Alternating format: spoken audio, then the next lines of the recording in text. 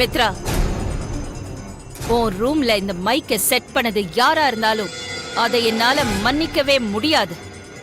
அத பண்ணது யாருன்னு இப்பவே கண்டுபிடிச்சிடலாம்.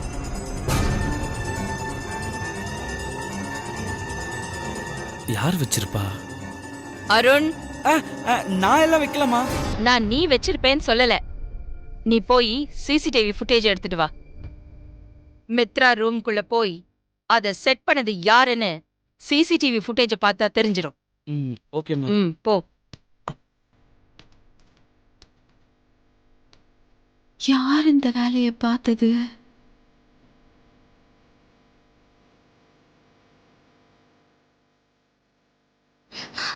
ஐயோ,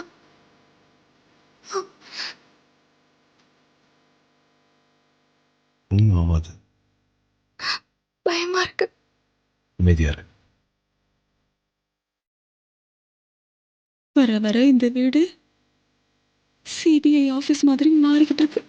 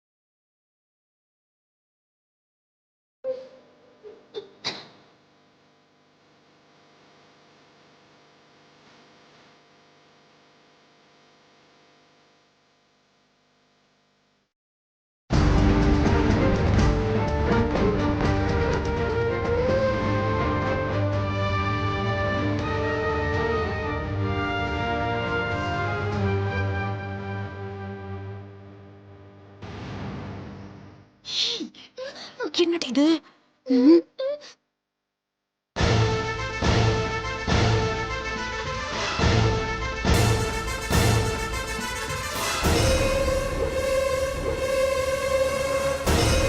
ஐயோ,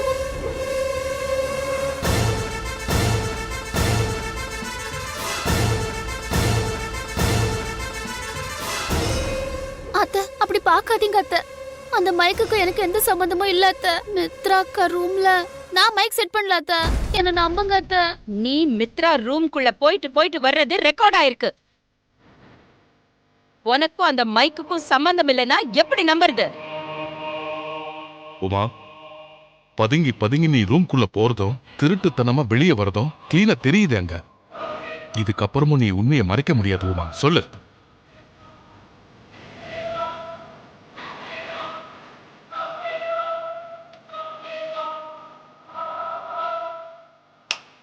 இத பாருமா, இத நீயா செஞ்சிருக்க வாய்ப்பில்ல.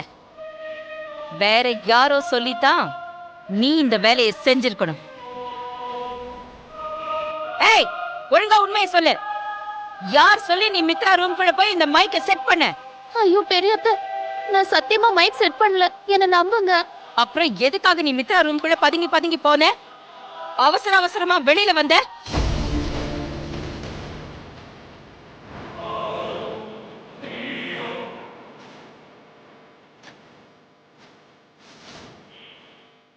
உமா, நீ இப்ப உண்மையை சொல்ல போறியா இல்லையா? ஒண்ணு உண்மையை சொல்லிடுறேன் அத்தை.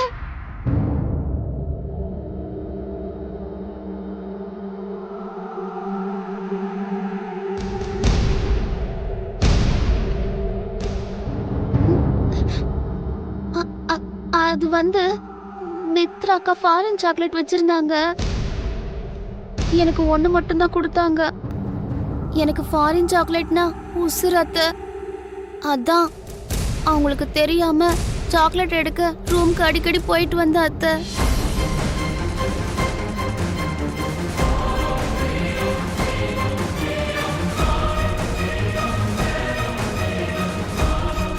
மத்தபடி மைக் செட் பண்ற அளவுக்கெல்லாம் நான் வருது கிடையாது அத்தை. என்ன நம்புங்க அத்தை. இந்த வீட்ல இருக்கிற யாரோ ஒருத்தர் தான் அந்த மைக்க மித்ரா ரூம்குள்ள வச்சிருக்கணும். இப்போதைக்கு அது யாருன்னு கண்டுபிடிக்க முடியல. ஆனா கூடிய சீக்கிரம் யாருன்னு கண்டுபிடிக்காம நான் விட மாட்டேன்.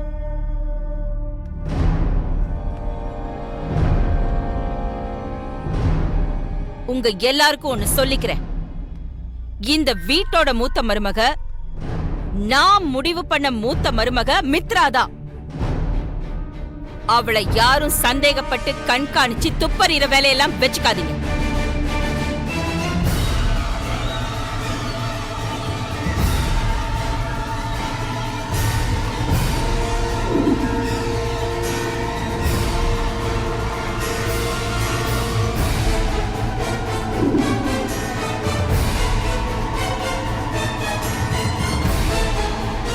ப்ரோ, மித்ரா ரூம்குள்ள யார் ப்ரோ மைக் செட் பண்ணிருப்பா? நான் தான். நீயா? ஆமா, பார்வதி மூலியமா மித்ரா ரூம்ல மைக் செட் பண்ணது நான் தான். ஆனா பார்வதி அண்ணி மித்ரா ரூமுக்குள்ள போயிட்டு வந்தது சிசிடிவி ஃபுட்டேஜ்ல ரெக்கார்ட் ஆகல. இந்த வீட்டில் சிசிடிவி ஃபிக்ஸ் பண்ணதே நான் தான். பார்வதி உள்ள போனா ரெக்கார்ட் ஆகுறது எனக்கு தெரியாதா? பார்வதி உள்ள போகும்போது சிசிடிவி ஆஃப் பண்ணி வச்சுட்டேன். அதான் பார்வதி ரூம்குள்ள போனது ரெக்கார்ட் ஆகல. ப்ரோ சூப்பர் ப்ரோ, செம, சான்ஸே இல்ல. தரமான சம்பவத்தை சிறப்பா பண்ணிருக்க.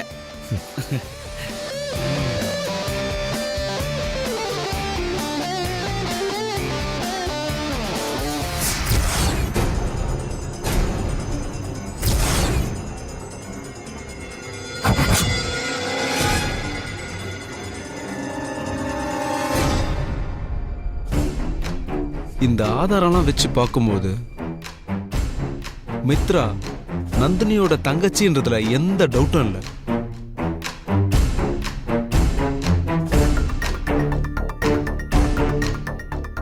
ஆதிக்கடவூர் பரம்பரையோட ஜென்ம விரோதி, நாகபூரி வம்சத்து வாரிசு, ஏதோ ஒரு தப்பான நோக்கத்தோட அகிலாண்டேஸ்வரி ஆண்டி வீட்டுக்குள்ள நுழைஞ்சிருக்கு.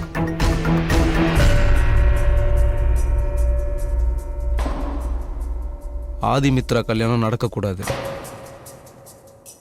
உடனே மித்ரா பத்தியான உண்மை ஆதிக்கிட்ட சொல்லணும்.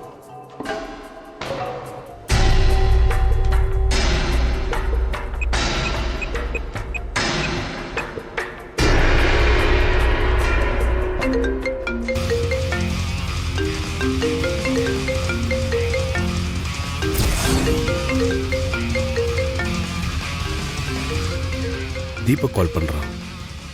மித்ரா பத்தி எதுனா இன்ஃபர்மேஷன் கிடைச்சிருக்குமா? ஹாய் தீபக். ஹாய் ஆதி, இப்போ நீ எங்க இருக்க? வீட்டில் தான். என்ன விஷயம்? உடனே நான் உன்னை நேரில் பார்க்கணும். பார்க்கலாம். எதுனா முக்கியமான விஷயமா? ஆமா ஆதி, மித்ராவை பத்தி முக்கியமான விஷயம் கிடைச்சிருக்கு. மித்ரா யாரு? அவ எதுக்காக எங்க வீட்டுக்கு வந்திருக்கான்றத கண்டுபிடிச்சிட்டியா? மித்ராவை பத்தின ரகசியம் நீ தெரிஞ்சுக்கிட்டா நீயே ஷாக் ஆயிடுவ. அதுக்கப்புறம் அவ வீட்டுக்குள்ள வந்த விஷயத்த நீயே புரிஞ்சுப்ப. நீ என்ன கண்டுபிடிச்சிருக்கன்றத சொல்ல. அதை நான் ஃபோனில் சொல்கிறத விட நேரில் வா ஆதி. உனக்கு நான் ஆதாரத்தோடு சொல்கிறேன். மித்ராவை பற்றின ஆதாரங்கள் என்கிட்ட நிறைய இருக்கு. ஆதாரத்தோடு சொல்லும் போது அவள் தப்பிக்கவே முடியாது. எங்கே வரணும்? உன் ஆஃபீஸ்க்கா? ஆஃபீஸ் வேண்டாம் ஆதி, நம்ம வழக்கமாக மீட் பண்ணுவோம்ல, அந்த இடத்துக்கு வந்துடு. சரி, ஓகே, நான் உடனே கிளம்பி வரேன். ஓகே, நானும் மித்ராவை பற்றின ஆதாரத்தோட அங்கே வரேன்.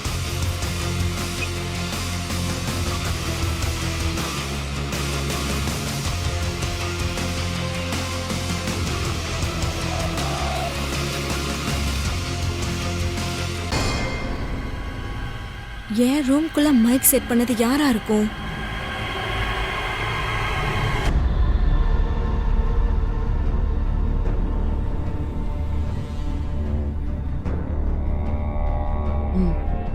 நான் போய் பேசுறேன்.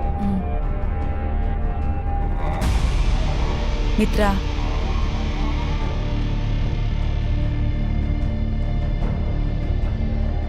இங்க பாரு, ஒரு ரூம்ல மைக் வச்சு நீ பேசுறதெல்லாம் ஒட்டு கேட்டது தப்புதான். ஆனா அதை செஞ்சது நாங்க இல்ல. ஆமா மித்ராக்கா, நான் சாக்லேட் எடுக்க தான் உங்க ரூமுக்கு போனேன். மத்தபடி மைக்குக்கும் எனக்கும் எந்த சம்பந்தமும் இல்ல. என்ன நம்புங்க அக்கா. எனக்கு என்னமோ உன் ரூம்குள்ள ரகசியமா மைக் வச்சு உன்னை கண்காணிச்சது நிச்சயமா ஆதியா தான் இருக்கணும். நீ சொல்றது கரெக்ட் தான் ஐஸ்வர்யா. ஆதி இதை செய்யறதுக்கு நிறையவே வாய்ப்பு இருக்கு. அப்போ ஆதி மாமா தான் யாருக்கும் தெரியாம உள்ள நுழைஞ்சு மைக் செட் பண்ணிருப்பாருன்னு சொல்றீங்களா அத்தை?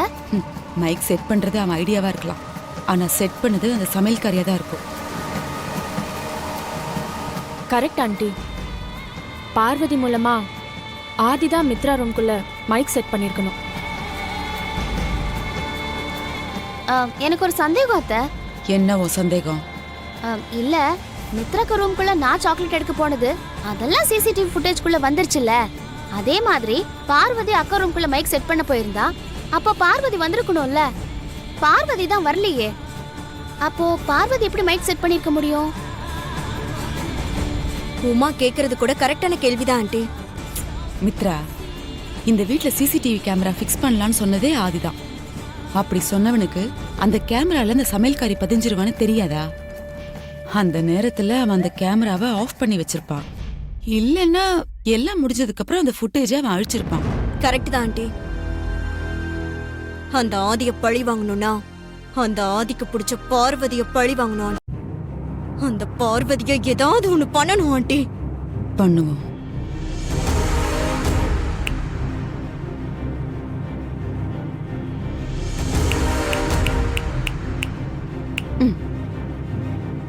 ஒரு ஐடியா மித்ரா. இப்போ ஆதியோட கல்யாணத்துல எல்லா வேலையும் இழுத்து போட்டு செய்யணுங்கிறதுக்காக தானே இந்த சமையல்காரிய மறுபடியும் வீட்டுக்குள்ள வர சொல்லிருக்காங்க. கண்டிப்பா நாளைக்கு பந்தக்கால் நடும்போது இந்த சமையல்காரி நம்ம வீட்டுக்கு வருவா. எல்லாரும் மெச்சுக்கிறதுக்காகவே மொத்த வேலையும் இழுத்து போட்டு செய்வா.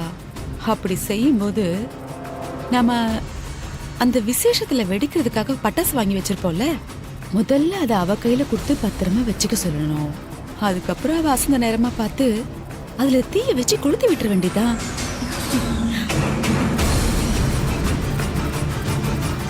பார்வதி கையில இருக்கிற மொத்த பட்டாசு வெடிச்சு செதறுமே. அப்புறம் பார்வதி உடம்பு முழுக்க தீக்காயமாயிடும்.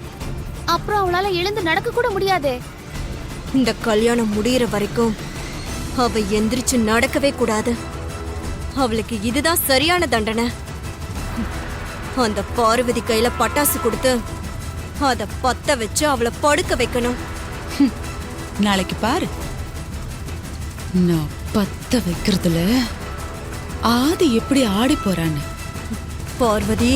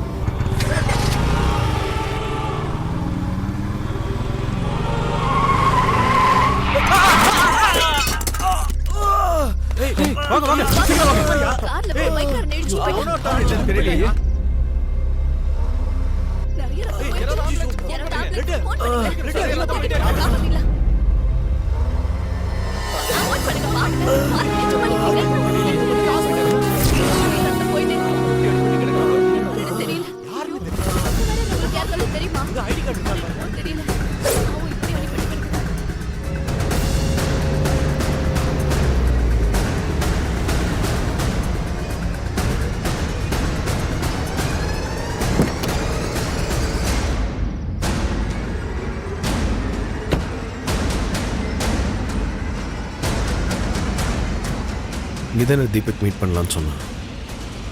நேரம் வந்திருக்கணுமே.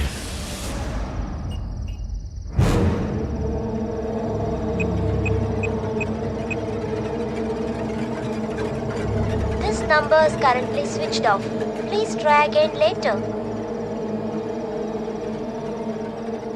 என்ன ஃபோன் ஸ்விட்ச் ஆஃப்னு வருது? கொஞ்ச நேரத்துக்கு முன்னாடி தானே பேசணும்.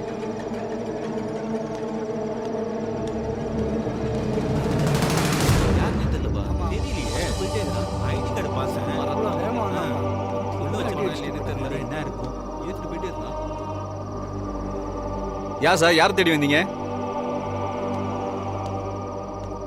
இல்லை, என் ஃப்ரெண்டு தேடி வந்தேன். என் ஃப்ரெண்டோட பைக் தான் அது. சார், இப்பதான் சார் ஒரு ஆக்சிடென்ட் ஆச்சு. இங்கெல்லாம் நிக்காதீங்க, போங்க சார் அந்த பக்கம். ஆக்சிடென்ட்டா? ஆமா சார், பைக்கார் அங்கேருந்து வந்தான், கார்கார் அங்கேருந்து வந்து இடிச்சிட்டு போயிட்டே இருந்துட்டான் சார். ஆமா சார். பைக்கில் வந்தவன் சின்ன வயசு சார், இருக்கானா போயிட்டானான்னு தெரில. நான் தான் சார் ஆம்புலன்ஸுக்கு ஃபோன் பண்ணி ஏற்றி விட்டேன் சார். ஒருவேளை தீபக் ஆக்சிடென்ட் ஆயிருக்குமோ? என்ன வயசு இருக்கும்? உங்க வயசு இருக்கும் சார். ஆள் வாட்ட சட்டமா இருந்தார் சார். ஆமா சார்.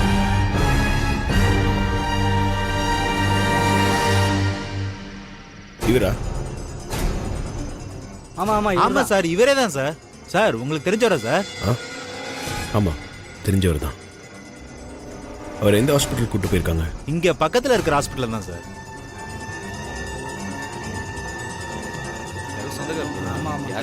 ஆக்சிடென்ட் எங்கே நடந்துச்சு? இதோ இங்க தான் சார்.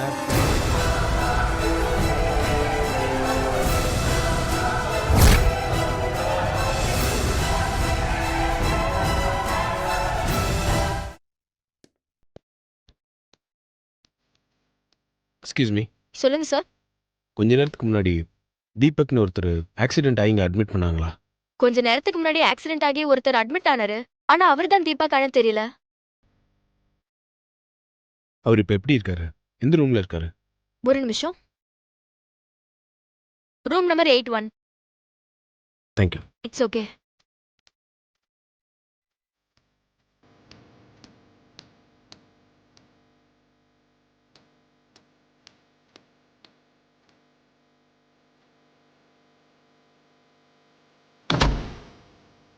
ஆல்ரெடி பேஷண்ட்டுக்கு நிறைய பிளட் லாஸ் ஆயிட்டு மயக்கத்தில் இருக்காரு. Okay doctor. ட்ரிப்ஸ் எல்லாம் கொஞ்சம் கரெக்டாக ஏற்றுறீங்க. ஓகே. இன்ஜெக்ஷன்லாம் பார்த்து போட்டுருங்க.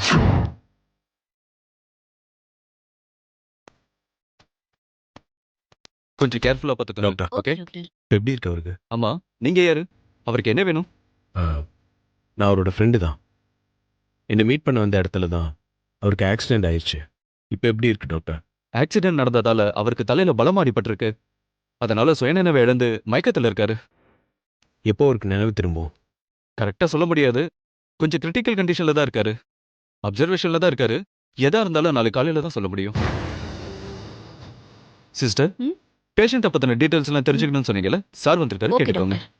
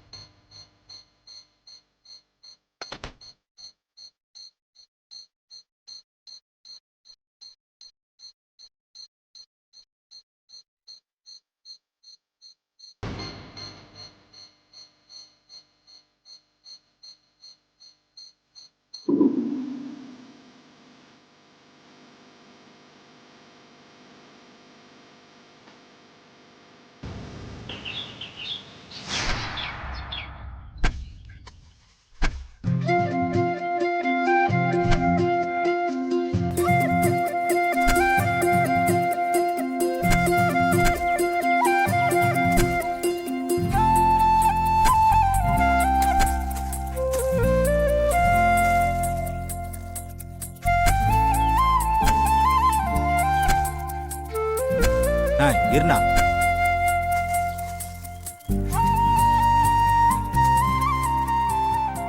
போண்ண. அண்ணா, பந்தக்கால் நட இந்த குழி போதும். போதுமாமா? சரிம்மா, நான் வரேன். வாடா டே.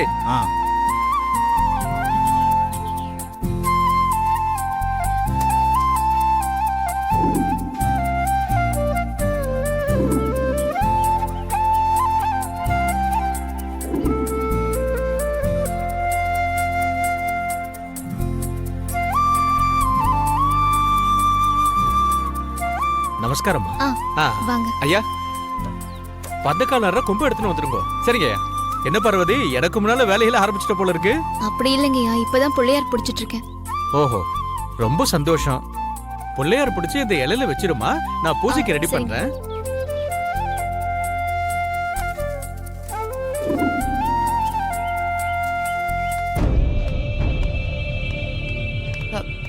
ஏய் உமா, வந்துட்டேன். இந்த பட்டாசெல்லாம் சமயம் பார்த்து அந்த சமையல்காரி கையில ஒப்படைச்சிடணும். சரிங்க அத்தை. சமயம் பார்த்து பார்வதி கையில இதை கொடுத்துறேன். பையன் ஒப்படைச்சா மட்டும் போதாதுமா, சமயம் பார்த்து தீக்குச்சி உரைச்சு பார்வதி கையில இருக்க பட்டாசு பையில போட்டு பத்த வைக்கணும். பத்த வைக்கிறதெல்லாம் எனக்கு கை வந்த கலை ஐசக்கா. எப்படி சிறப்பா செய்யறேன்னு வெயிட் பண்ணி பாருங்க.